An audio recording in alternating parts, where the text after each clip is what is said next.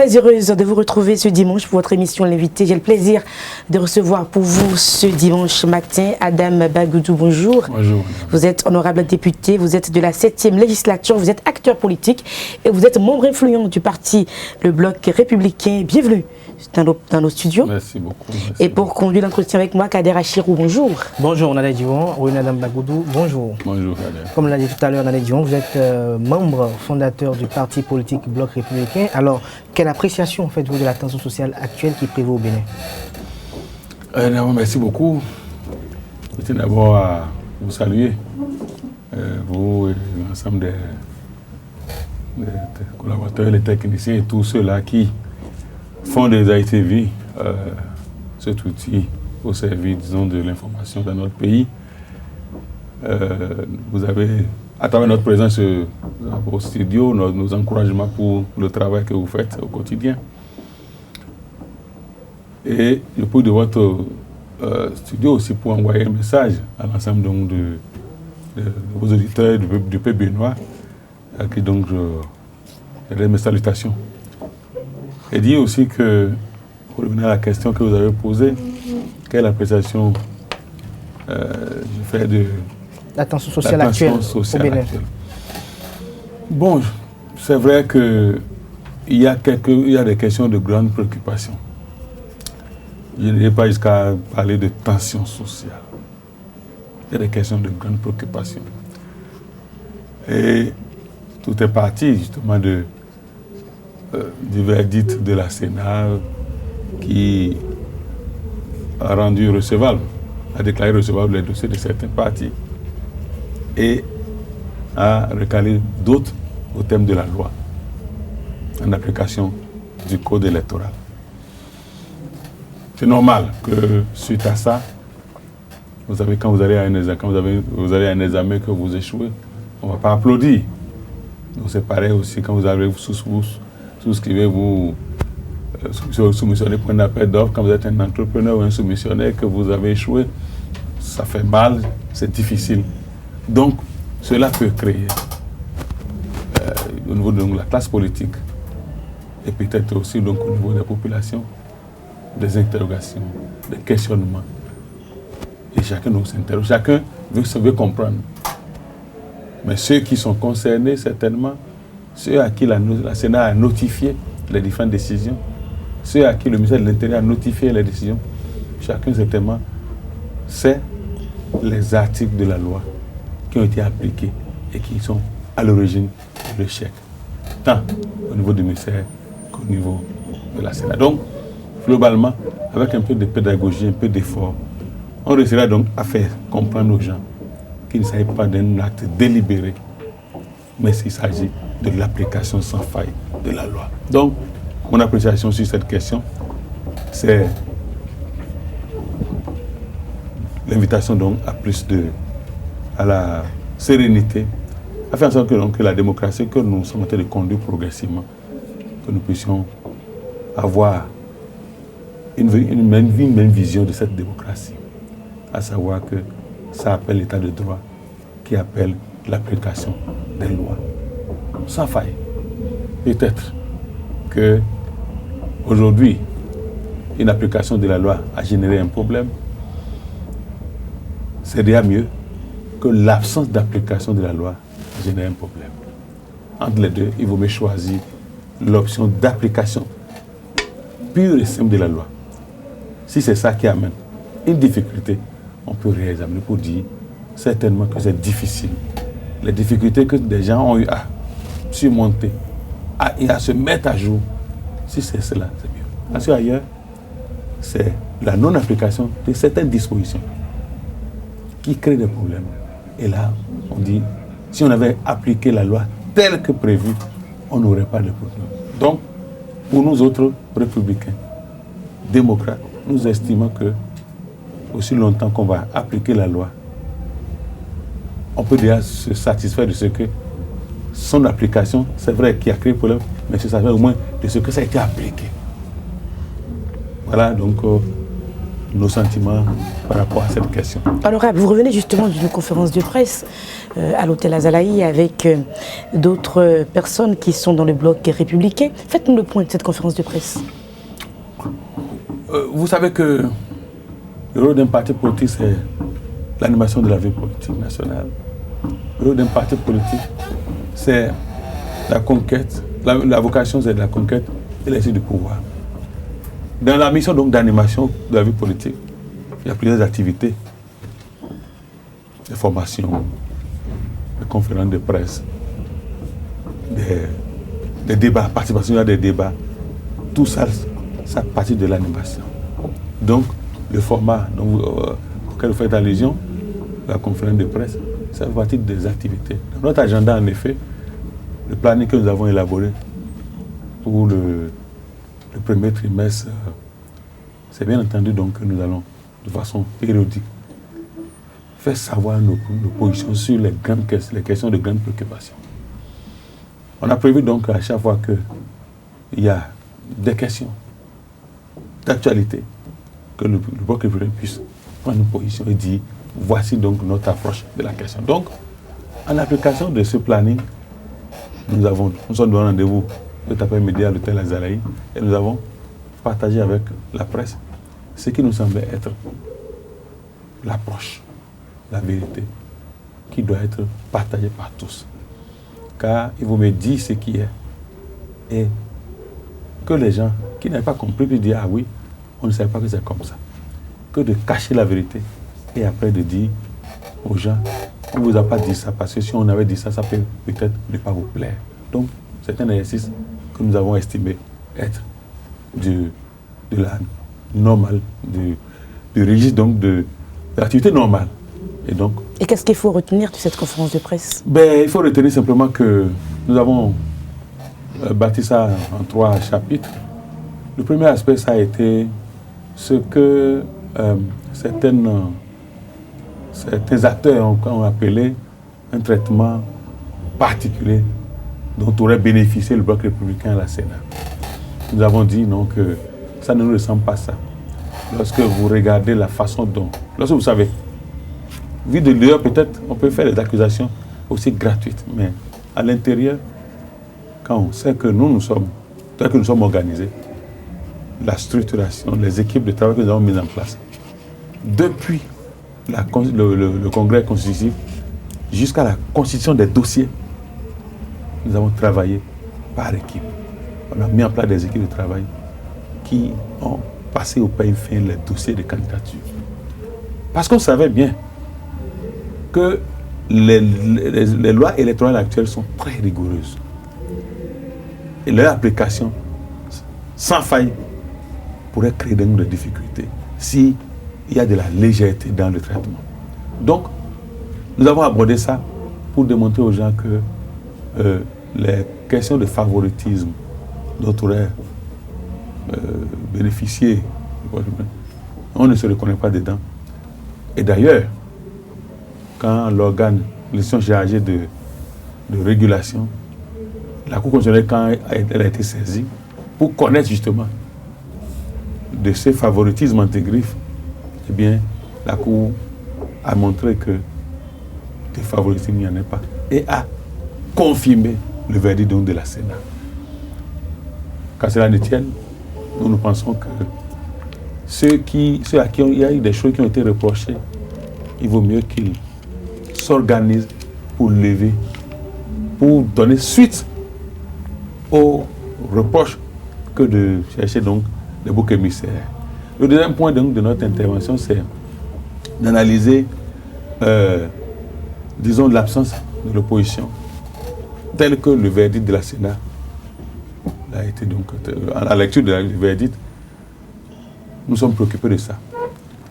Car tout bon démocrate doit toujours se désoler de déficit de compétition. Lorsque une circonstance amène à ce qu'il n'y ait pas assez de compétition. Il y a compétition, certes, à partir de 2, mais lorsqu'il y a 3, 4, 5, 6, on peut dire qu'il y a davantage de compétition.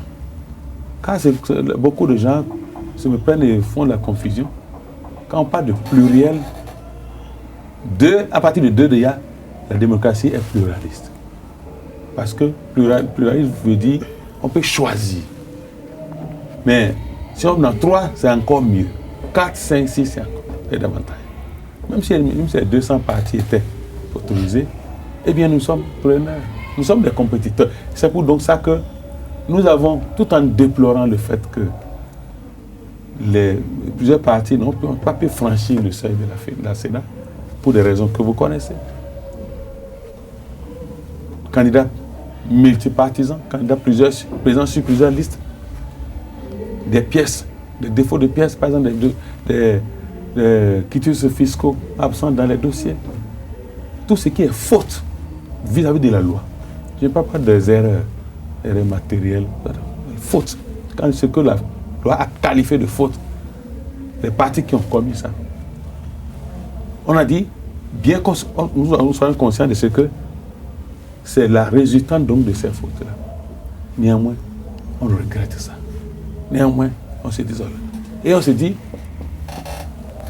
qu'il faut donc s'associer à toute initiative visant à chercher des alternatives possibles. Est-ce qu'il y a des solutions? Donc nous avons abordé ça. Donc on a regretté ça. On a déploré la situation, les difficultés qui sont arrivées à ces partis politiques et on se rend disponible pour accompagner les initiatives. Et le dernier point donc de notre point de presse, c'est l'initiative du chef de l'État. Un bon père de la nation, il a estimé que, tiens, ce n'est que 2 partis qui sont retenus, qui ont été éligibles, dont les dossiers ont été éligibles. Ok. Monsieur le Président de l'Assemblée nationale, y a-t-il une solution par voie parlementaire pour, disons, améliorer la liste qui ira en compétition, de partis qui sont éligibles à la compétition? La question qui est posée, bon, allez réfléchir, sait-on jamais cette ouverture, cette disponibilité du chef de l'État, ça doit être salué. Ailleurs, une fois que le verdict est tombé, point barre, le processus continue. Mais ici, le chef de l'État a dit non, il faut d'abord chercher à comprendre est-ce que réellement, quels sont les problèmes que ces partis ont. Puis, il invite le président de l'Assemblée nationale à ouvrir donc la réflexion. Dès qu'il a fini, il est allé donc au niveau de l'Assemblée nationale réunir la conférence des présidents. Un comité paritaire en est sorti et la suite vous connaissez. Donc, notre point de presse aussi a essayé donc d'apprécier le travail de ce comité paritaire, d'apprécier le travail du président de l'Assemblée nationale en tant que président de ce comité, tout en le saluant, en l'encourageant à continuer. La mission qu'on lui a confiée est une mission très difficile, mais il s'agit quand même d'une haute personnalité. C'est la meilleure personne qu'on pourrait avoir pour chercher la solution. Et donc on l'a encouragé, on a exprimé donc tout notre soutien, tout en déplorant que des questions de procédure ont failli un peu créer des discordances. Des questions de procédure dans l'introduction des documents, j'allais dire, le fruit de la réflexion du comité paritaire. On a déploré le fait que, ayant à la fin, le comité paritaire étant à la fin de ses travaux, le document issu de ce produit, qui devait servir de base, qui devait être introduit sous forme de proposition de loi, il y a eu, malheureusement, une initiative du président de l'Assemblée nationale qui a fait produire un nouveau document parallèlement au document du comité paritaire. Ça, c'est au niveau de la loi dérogatoire modificative de la charte des partis. Et alors, conformément donc à la procédure spéciale qu'on a été de suivre, à savoir comité paritaire, enfin, conférence des présidents, comité paritaire et plénière, on a dit, mais tiens, s'il arrive que, en plus du document du comité paritaire, il y a un nouveau document, on a cherché à comprendre. Et on l'a exhorté à faire en sorte qu'ils s'en tiennent alors aux délibérations du comité paritaire. D'ailleurs, s'agissant de la proposition de loi dérogative toujours, modificative portant sur le code électoral, il a remis à la commission des lois le document issu des travaux du comité paritaire. Ce que nous avons salué et nous avons encouragé à maintenir le cap. Voilà donc en gros les 3 points sur lesquels la conférence de presse a porté. Voilà les 3 points sur lesquels la conférence de presse a porté, mais au préalable, avant les travaux du comité paritaire, il y a eu des démarches qui ont été effectuées, il y a eu des concessions qui ont été recommandées. On a demandé aux différentes formations politiques de faire des propositions. Vous êtes membre du Parti Bloc Républicain, mais on a constaté, selon les propos du président de l'Assemblée nationale, qui est médiateur dans le cas d'espèce, il a affirmé que votre parti n'a pas effectué de propositions. Pourquoi ? Je pensais que vous allez aussi souligner que notre parti n'est pas le seul à n'avoir pas fait de propositions. Et vous, le parti du président de l'Assemblée nationale, le PRD aussi n'a pas fait de propositions. Ça échappe souvent aux gens. Il a dit en effet que le PRD s'associe à toutes les propositions qui viendraient des partis politiques. Donc, vous aussi, vous républicains, vous vous associez? Julien, lorsque le président du comité paritaire dit au PRD, nous n'avons pas de proposition particulière à faire, on va juste s'associer à ce qui viendra. Ça, c'est la position du PRD. Ça. Nous, au Bloc Républicain, on a écrit aussi, quand il nous a écrit, il dit, faites-moi part de vos propositions. On a dit, c'est lorsqu'il y a un problème à votre niveau que vous cherchez solution. Si j'ai les maux de tête, je cherche la solution des maux de tête. Si j'ai mal au ventre, je cherche la solution des maux de ventre. Je n'ai pas les maux de ventre, je n'ai pas les maux de tête. On me dit chercher médicaments. Donc, c'est ceux qui ont des difficultés, qui disent, voici le problème que j'ai. Qu'est-ce que vous avez comme médicament, comme remède? C'est ça donc qui a fait que le Bloc Républicain n'a pas senti la nécessité de réfléchir pour dire j'ai des solutions. Au demeurant, imaginez un candidat à un test qui réussit. Enfin, on dépose le dossier est recevable. D'autres, les dossiers n'ont pas été recevables. La composition est pour dans un mois. Celui dont le dossier n'a pas été recevable dit, mais vous avez mal regardé, la pièce que vous avez soupçonnée manquante là est bien dedans. S'il écrit, il saisit l'organe en charge de l'organisation de tests et examens, et que vous, qui avez, vous donnez le dossier déjà, enregistré, validé, vous a donné le ticket pour dire, vous êtes prêt, vous êtes attendu pour la compétition, pour la composition, vous mettez aussi à écrire pour dire que, comme l'autre aussi a écrit, moi-même j'écris que pourquoi vous avez retenu mon dossier. Ça ne paraît pas cohérent. Il vaut mieux laisser l'autre formuler la requête et s'associer maintenant pour dire, vous avez vu notre collègue là, vous avez mal apprécié. Et on va réexaminer maintenant. Donc, le Bloc Républicain s'associe à la démarche des camarades qui ont exprimé des difficultés et qui disent, essayez de regarder de tel côté. Si on regarde ça, on aura donc la solution au problème que nous avons actuellement. Et une fois que c'est dit, le comité est dit paritaire, donc on va s'asseoir et analyser. C'est pour ça qu'on n'a pas pris le devoir proposer. Alors, vous n'avez pas pu proposer. Alors, depuis que le chef de l'État a ouvert le débat pour les négociations, plusieurs propositions sont effectuées. Toutes les propositions s'articulent autour de deux grands pôles. Le premier pôle, il s'agit de repartir ou d'aller aux élections législatives prochaines avec les anciennes lois. L'autre pôle, c'est qu'il faut participer aux élections législatives prochaines, mais en essayant de revoir un peu la charte des partis politiques et le code électoral, notamment l'article 242 et autres points qui, quand même, ne fait pas objet de consensus au sein de la classe politique entière. Merci beaucoup. Comme vous, les propositions ont été donc mises sur la table et le comité va être analysé. Puis nous aussi, on a fait copie. Nous, au Bloc Républicain, on est favorable à tout ce qui permet de régler donc le problème qui est posé. Même s'il faut aller aux anciennes lois. Je viens. Je dis même si, pourvu qu'on règle le problème qui est posé dans le respect de la Constitution. En effet, le mandat du député est de 4 ans. Et le 15 mai prochain, on a bouclé, la certaine législature aura bouclé les 4 ans. Si les gens ont une solution qui permet d'aller à cela, ça, il semble maintenant donc, vous avez dit qu'il y a 2 alternatives. Retourner aux anciennes lois. Si on doit retourner aux anciennes lois, pour ce que vous observez, et je crois qu'aucune proposition parmi les partis qui ont envoyé des écrits, personne n'a proposé de retour systématique aux anciennes lois. Pour ce que j'ai lu, c'est des suggestions de modification de certains articles et pour sortir des lois, des propositions de loi dérogatoires et modificatives. Parce que l'approche consiste à balayer de revers de main tout ce qui existe ne me paraît pas une approche suffisamment responsable. Vous savez, les difficultés dans la vie, il y en a toujours. On ne va pas, même si on reprend les anciennes lois, les difficultés suivies, ça va venir toujours. Le plus important, c'est de garder la tête froide, d'avoir de la sérénité et voir, face à tel problème, quelles sont les solutions. Il y a plusieurs solutions. Quelle est la meilleure?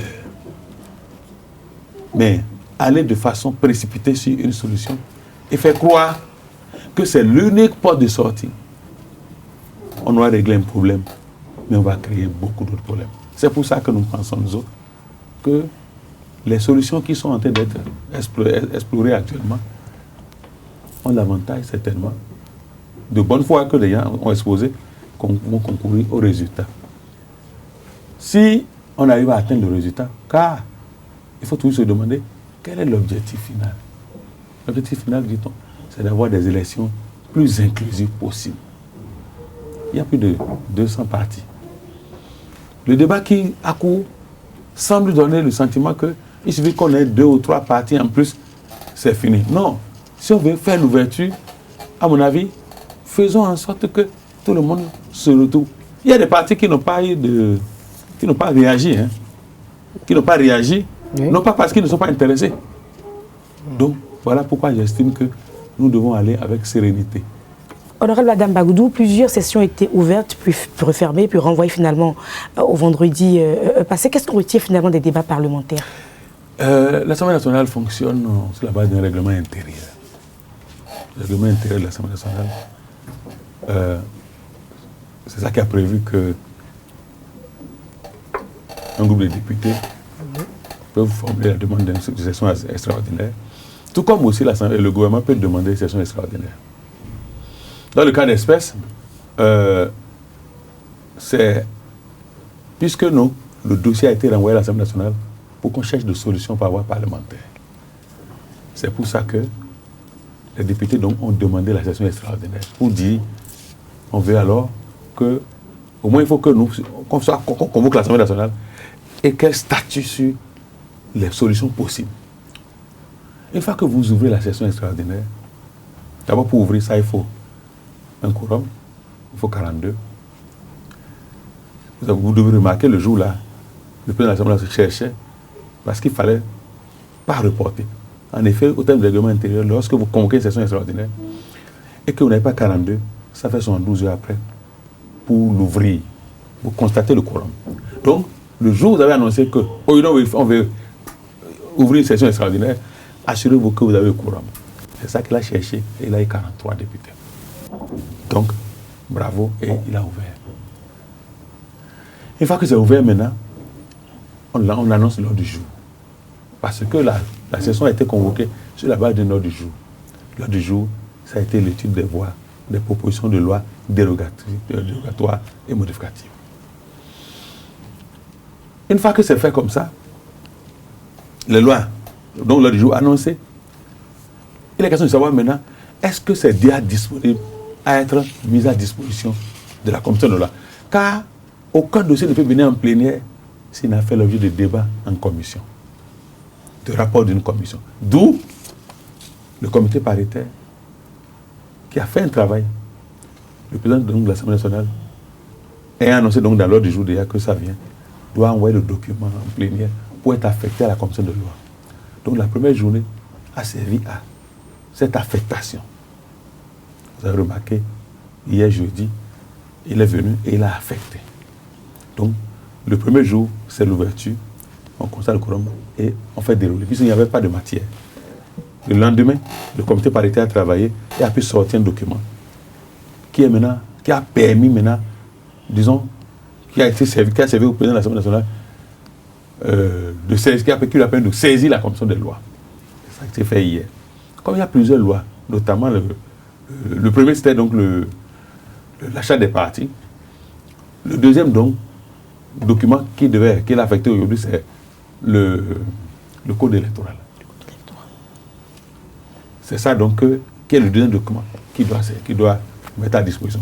Donc ce qu'on peut retenir, ça allait aux gens ça allait de travail, on arrête, on suspend. Non, c'est une procédure. C'est le règlement intérieur qui a dit ça. Vous ouvrez, vous avez un document que vous voulez affecter, vous envoyez, vous affectez, la commission se retire. La commission, si c'est un projet d'urgence, on interroge le président de la commission pour dire il te faut combien de jours pour finir. Il peut dire peut-être 24 heures, il peut dire dans 30 minutes. Dans le cas d'espèce, il a dit je ne peux être disponible que lundi. Donc, il faut que le rapport de la commission soit disponible avant qu'on ne convoque la plénière encore. C'est donc pour dire que tout ce que vous observez, ce n'est pas des anomalies, ce n'est pas du sabotage, ça fait partie de la procédure normale. Ouverture, affectation des dossiers, travaux en commission, rapport de la commission, retour en plénière. Avec toutes ces difficultés, si finalement on va aux élections sans les opposants, comment ça va se passer? Ben, écoutez, nous au Bloc républicain, je vous ai dit tantôt dans l'introduction, on a regretté aussi la chose que je vous avais dit. Maintenant, si à l'issue de tout ça, là, on ne trouve pas de solution, entre ne pas faire d'élection et tomber dans le vide après le 15 mai et faire d'élection, faisons le choix. C'est la question qui est posée. On a besoin d'avoir la nouvelle Assemblée nationale. On a besoin d'avoir une... Et voilà, la question que vous posez, c'est de dire, qu'est-ce qu'on fait si on ne trouve pas de solution? Moi, je vais être optimiste. Je sais qu'il y aura une solution. C'est pour ça que tout le monde s'acharne. C'est pour ça que tout le monde travaille là. Et vous avez vu la disponibilité à la fois du président du comité paritaire, du président de l'Assemblée nationale et de ses membres et toute l'Assemblée nationale. Donc on accuse que le BMP plombe, je dirais, l'élan des négociations. Qu'avez-vous à répondre à cela? Mais il n'y a plus de négociations. Le comité paritaire a fait un rapport. Les négociations sont terminées. Mais vous avez dit lors de votre conférence de presse que le président de l'Assemblée nationale a brandi un autre document qui ne serait pas celui du comité paritaire. Alors... Évidemment, ça c'est lui, en tant que... Il a dit en tant que député, lui peut trouver une proposition de loi et introduire. Donc il a trouvé, en plus donc des travaux de comité, il a trouvé un autre document qu'il a introduit. Juste là, il est dans son droit. C'est pour ça que nous, on ne lui en veut pas pour avoir proposé une loi. On lui en veut pour n'avoir pas interrogé le comité paritaire, qu'il a réuni au départ, qui a travaillé, et à l'arrivée, on l'a pu notifier que bon, on veut introduire un document. Idéalement, c'est d'envoyer le document, même réfléchir, fait par lui, puisque c'est lui le président du comité. Il peut dire, monsieur le président du comité, voici le document que j'ai, un nouveau document que j'ai trouvé, j'ai préparé. Comment trouvez-vous ça? Et le comité allait s'approprier le nouveau document et mettre ça ensemble avec l'ancien document pour envoyer. Quand ça les tient, on ne va pas reprocher au président de l'Assemblée nationale. On ne lui en voudra pas pour ça. On constate simplement que du point de vue de la procédure spéciale mise en place via ce comité paritaire, il aurait été bien qu'il fasse comme ça. Maintenant que ce n'est pas fait, ce n'est pas grave, on avance. Le plus important, c'est d'avancer. Ce n'est pas grave, vous avancez, vous êtes acteur politique, mais quelle lecture faites-vous des vives altercations qu'il y a eu entre votre parti politique, Bloc républicain, Union progressiste, et le parti PRD devant la Cour constitutionnelle? Justement, nous sommes aussi tout aussi surpris que vous de savoir que... Surtout quand je rappelle que le PRD devait être membre du Bloc républicain. On est aussi surpris, comme vous, de ce que on dit... Nadège, vous avez fait une faute. Ici, là, c'est une faute. Et vous dites, oui, j'ai fait une faute, mais Kader aussi a fait la faute. C'est dit que vous reconnaissez la faute d'abord, mais vous nous rappelez que lui aussi, il a fait une autre faute. On dit, bon, ok, comme ce n'est pas vous qui devez sanctionner, envoyez Kader pour s'expliquer. Kader va, on dit, non, il n'a pas fait de faute. Dieu merci, donc il y a une institution à arbitre. Dès qu'il a trouvé que nous aussi, on a des choses à nous reprocher. On dit non, il n'y a pas de problème. Allez vous plaindre là-haut. Quand ils sont allés devant la cour, il a exposé. D'ailleurs, on dit, mais ce n'est pas des fautes, ça. Il y a erreur, il y a faute. Lorsque on vous dit que vous avez commis une faute, c'est grave. Mais une erreur. Écoutez, on dit de légaliser, par exemple, Madame Nadège, on dit de légaliser le certificat de nationalité par une autorité administrative. Vous le faites légaliser par le commissaire ou par le greffier du tribunal. Ok? Ça, c'est une erreur. l'administration ne peut pas, la Sénat ne peut pas vous en vouloir pour ça. Il trouve que ça, ce n'est pas de votre fait. On dit on doit légaliser cette pièce par une autorité administrative. Vous avez dit, ah bon, vraiment, comme c'est légalisation, commissaire, fais-moi ça. Autorité judiciaire, parajudiciaire, sécuritaire, ça c'est différent. Maintenant, on dit on doit avoir quitus fiscal dans le dossier. Vous n'avez pas mis. Ça, c'est pas une erreur, ça c'est une faute. On dit on ne doit pas avoir doublon. Candidat proposé par Kader, le parti de Kader, et candidat proposé par le parti de Nadège, le même candidat est partout. Ça, c'est pas une erreur. Ça, c'est des fautes, ça. Donc, l'affaire transférée devant la Cour constitutionnelle pour dire, mais appréciez donc ce que... On dit, ah, mais lorsqu'on dit par exemple que le bloc républicain, le déposant n'a pas reçu mandat pour venir déposer. On dit non, ce n'est pas le mandataire désigné. On dit non, la Sénat, vous avez écrit par le passé à tous les partis pour dire qui est votre mandataire légal. Nous, on a envoyé le nom de Jean-Michel Abimbola. Et le jour du dépôt, c'est encore lui qui allait déposer. Et on dit que le président du parti devrait mandater Jean-Michel Abimbola encore. On a dit non, il est président. Parce que dans la structuration du bloc républicain, nous, on a un présidium. Il y a Ablaye Biotchane, il y a Robert Egbia et Jean-Michel Abimbola. Ils sont tous membres du présidium. Et on a communiqué le nom, l'un des trois noms. Et arrivé à la Sénat, au dépôt, dès comme c'est lui qui a déposé, on dit bon, il lui fallait peut-être que le parti mandate encore ce qui a déposé. On a dit non, les trois personnes sont des présidents, des coprésidents. Donc, nous, on n'a pas de problème. C'est les partis qui ont eu besoin de faire mandat, c'est ceux dans lesquels le président n'était pas allé déposer à la Sénat et a envoyé quelqu'un d'autre et lui a fait un mandat. C'est de ça qu'il s'agit.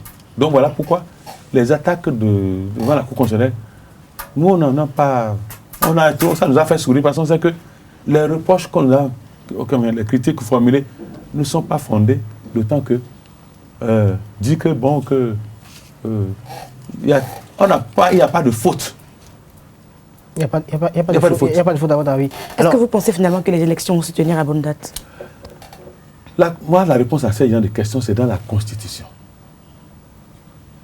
Je voudrais vous demander de nous aider à expliquer aux gens. Non plus de dire, est-ce qu'il y aura élection? C'est de dire, il faut qu'il y ait élection parce qu'on ne doit pas tomber dans le vide. Car le coût du vide, le vide juridique, le vide institutionnel, a un coût qu'il ne faut jamais souhaiter. Il ne faut même pas que l'idée travaille la tête de quelqu'un pour dire, il vaut mieux ne pas élection. Il vaut mieux faire élection. Pour au moins que nous continuions la marche, l'apprentissage de cette démocratie. La démocratie, c'est un cheminement, c'est une marche. On ne va jamais réussir un jour à dire nous sommes parfaitement démocratiques. On va continuer toujours d'apprendre l'apprentissage démocratique. Les pays que nous copions là, depuis 2 siècles, il y en a qui sont toujours, et vous observez. Parce que nous avons choisi de copier quelque chose, on a importé un système, la démocratie à l'occidentale. Ce n'est pas dans notre pratique, mais on essaye. La démocratie à l'occidentale, telle que c'est formulé, pratiqué ailleurs, nous pensons que ça nécessite beaucoup d'apprentissage. Parce que ceux auprès de qui on a copié ça, ils aussi continuent donc de travailler, d'améliorer. Honorable, votre vœu pour la 8e législature? Mon vœu, c'est d'avoir un Parlement effectif pour une démocratie réelle. Parlement effectif pour une démocratie réelle. Vous savez que le Parlement, dans tout système, c'est pour doter le pays d'arsenal législatif qui permet de renforcer la vitalité dans tous les secteurs. Il y a des secteurs où le besoin législatif est encore vierge. Il y a des domaines où on doit légiférer. On a besoin encore. Il y a des domaines où la loi que nous appliquons date des indépendances. Il y a des domaines où du tout il n'y a pas de loi. Parce que notre État, notre nation est très jeune. Le pays n'a que 59 ans d'indépendance. Ailleurs, c'est des siècles. Donc nous sommes en train de souhaiter que le Parlement, le prochain Parlement, puisse faire mieux que les précédents, du point de vue de la production législative, du point de vue de la représentation, du point de vue du contrôle de l'action du gouvernement. Et je peux vous assurer qu'il n'y a pas un seul parlementaire investi dans cette mission qui n'a pas à cœur ce volet, à savoir identifier les secteurs. Regardez par exemple lorsque les lois, quand vous jetez un regard sur les lois qui ont été votées durant la certaine législature, beaucoup de gens ne cherchent même pas ça. Heureusement donc j'ai vu la dernière fois, c'est dit un centre là qui se propose de mettre à disposition du public l'ensemble de lois votées depuis 1960. Car vous savez que l'Africain, si tu veux cacher quelque chose à l'Africain, on va mettre ça dans un livre. On ne lit pas souvent. Les lois sont là, on ne lit pas. La preuve est qu'on ne lit pas. Madame Nagel, observez que ça fait 6 mois que la loi sur l'achat des partis est là. Ça fait 6 mois que le cours électoral est là. Et c'est à 24 heures que chacun de nous s'est aperçu des écueils, des difficultés à accomplir les formalités. Ce qui veut dire donc qu'on a besoin donc d'un Parlement plus dynamique, plus productif, du point de vue des lois. Quand tu prends la loi sur la sécurité, la réforme des services de sécurité, observez aujourd'hui, on a compris finalement que c'était nécessaire. Cette loi a été prise. Et aujourd'hui, on a fusionné gendarmerie et police pour donner un seul corps. C'est une avancée. C'est une loi. Le RAVIP, c'est une loi. Ça a permis de constater qu'il y a plus de 3 millions de Béninois qui sont étrangers chez eux parce qu'ils n'ont pas de date de naissance. Grâce au RAVIP, on va leur apporter gratuitement. C'est des illustrations pour montrer que le Parlement doit continuer à travailler, à fiabiliser l'état civil, doit travailler à renforcer la décentralisation, doit travailler à renforcer le fonctionnement des institutions, doit travailler en proposant des lois, bien entendu. C'est pour ça que nous pensons que la 8e législature est attendue. Il y a encore des défis à relever. Ce qui est déjà fait, c'est beaucoup, mais ce qui reste à faire, c'est encore davantage. Alors, la 8e législature a des défis à relever. Nous sommes presque à la fin de cette émission. Honorable Adam Bagoudou, quelles sont vos ambitions politiques et un mot à l'endroit de vos militants et sympathisants? Merci beaucoup. Je pense que nous avons fait un cheminement politique assez encourageant, assez riche. Et puis, donc, nous avons tiré beaucoup de leçons. Et nous voulons donc dire aux téléspectateurs, à nos militants, à nos partisans du bloc républicain, que le choix qui est fait est un choix juste. Être au bloc républicain. Tous ceux-là qui ont renoncé à leur parti politique, près de 160 formations politiques, pour venir au bloc républicain, nous voulons leur dire, les différents militants de ces différents partis, nous voulons leur dire que le choix, ils ne se sont pas trompés. Il fallait faire le regroupement. Il fallait adhérer au bloc républicain. Ils sont à la bonne place. Ils sont venus au bon moment. Le reste maintenant, c'est le travail. La philosophie, l'esprit donc du bloc républicain, c'est faire en sorte donc qu'on puisse célébrer le travail, qu'on puisse célébrer le mérite. Faire en sorte que chacun de nous, partout où on se trouve, qu'on puisse d'abord se dire quelle va être ma contribution dans la production de la richesse nationale. Donc, en cette période difficile où on a été donc de rechercher des solutions pour faire en sorte qu'il y ait plus d'inclusivité, je voudrais donc recommander aux militants du bloc républicain beaucoup de sérénité, de ne pas céder à la provocation. Ils vont entendre des choses, mais ils n'ont qu'à savoir qu'ils sont dans la bonne direction, car c'est un parti de l'avenir. Le parti bloc républicain, c'est le soleil levant, c'est pour le cheval gagnant, c'est pour la compétition, et ils ont la meilleure âme pour la compétition. Ils vont gagner. Nous avons donc ce défi à relever, de faire de ce parti le plus grand parti du Bénin. Parce que, je l'ai dit dans l'introduction, nous sommes là pour conquérir et gérer le pouvoir d'État.